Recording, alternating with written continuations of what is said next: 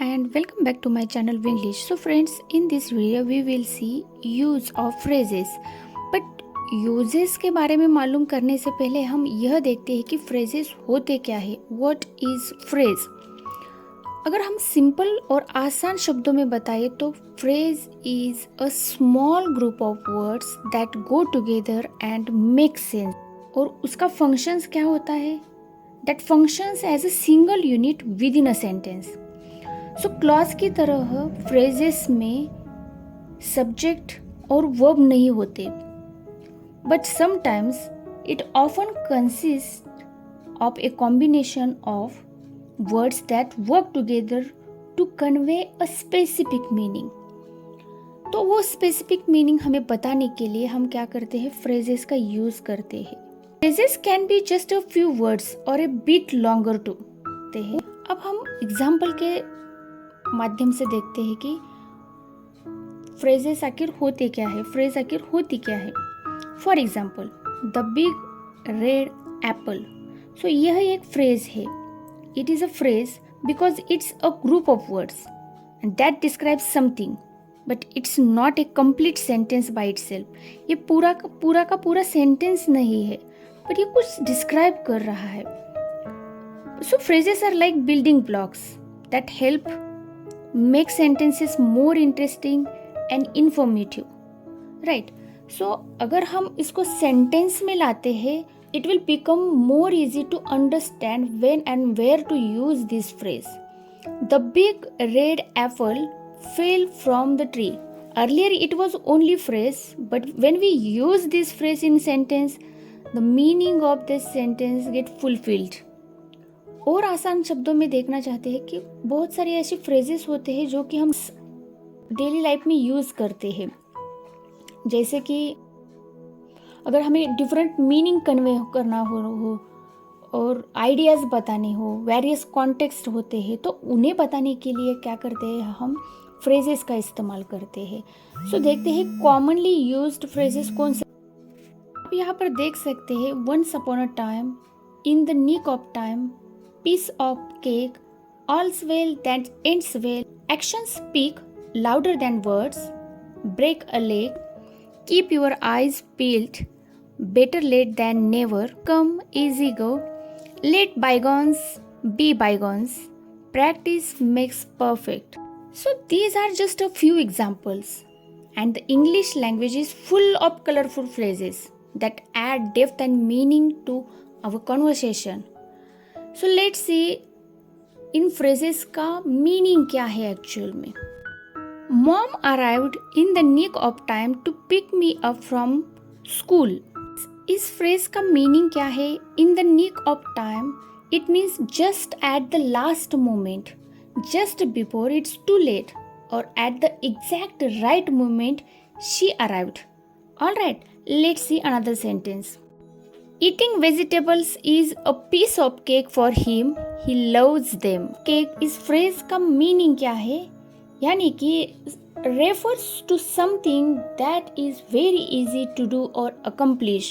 So कुछ vegetables खाना, it is a piece of cake for him. बहुत से बच्चों को वेजिटेबल्स खाना पसंद नहीं होता, बट उसके लिए it is a piece of cake. It is very easy to him.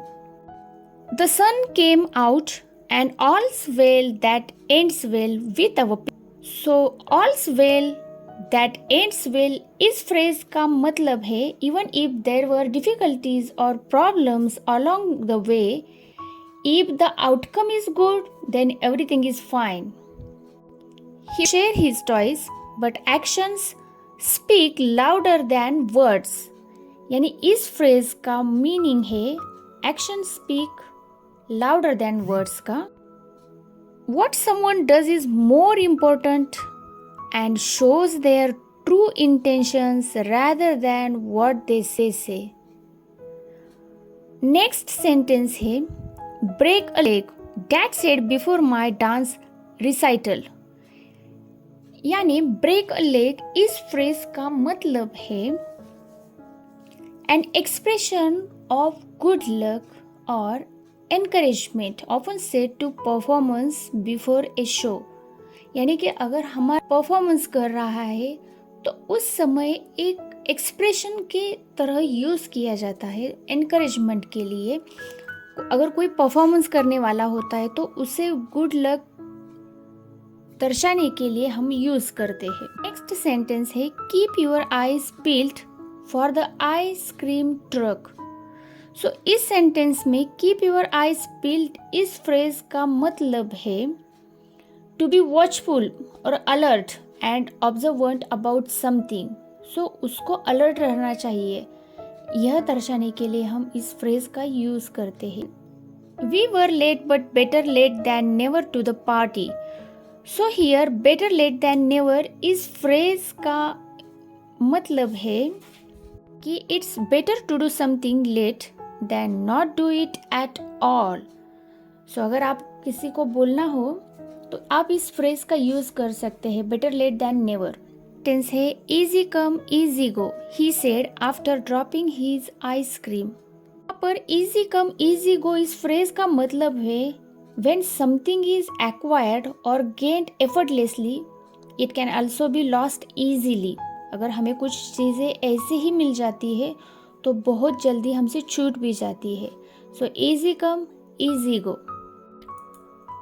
Late bygones be bygones and share the toys with your sister. So इस सेंटेंस में हमने इस phrase let bygones be bygones, so इसका मतलब है to forget about past disagreements और conflicts and move on, share your toys with your sister.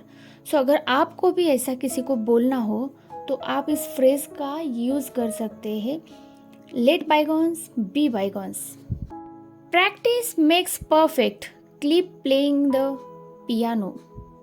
Friends, बहुत बार आपने इस फ्रेज को सुना होगा, प्रैक्टिस मेक्स परफेक्ट। अगर आप रेगुलर प्रैक्टिस करते हो तो practice leads to improvement and mastery. And if you want to improve your communication English language then definitely you need to be with us and subscribe my channel. Sentence है once upon a time there was a little girl who loved to read stories. Once upon a time is a phrase and that phrase is the typical beginning of a fairy tale or story. आपने बहुत बार सुना होगा fairy tale में, stories में। So story की शुरुआत starting इसी phrase से की जाती है। के लिए फ्रेज का यूज इस्तेमाल किया जाता है, इंट्रोड्यूसिंग अ फिक्शनल और imaginative setting. So at that time we are using that once upon a time there was a little girl who loved to read stories. So thanks for watching.